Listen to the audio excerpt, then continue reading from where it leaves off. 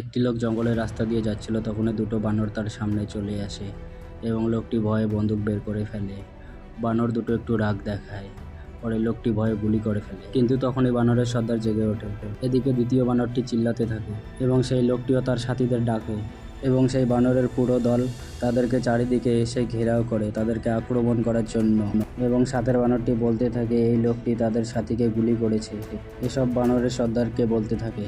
তখন সেই লোকটির বন্ধু বলে যে আমরা এখানে ঘুরতে এসেছি, আমরা তাদের কোনো ক্ষতি করতে আসিনি, এবং তার বন্ধু তাদেরকে দেখে ভয় পেয়ে গুলি করে ফেলেছিল। এসব সেই বানরের সর্দার শুনে রাগ হয়ে চিল্লাতে থাকে। তখন লোকগুলো বানরের রাগ দেখে ভয় পেয়ে যায়। তারপর সব বানরে চিল্লাতে থাকে এবং সেই লোকদের উপর হামলা করার জন্য এগিয়ে যায়। তারপর সেই বানরের সর্দার সেই গুলি লাগা বানরের কাছে এসে বসেছিল এবং আরেকটি বানর সেই লোকগুলোকে মারার জন্য বলছিল।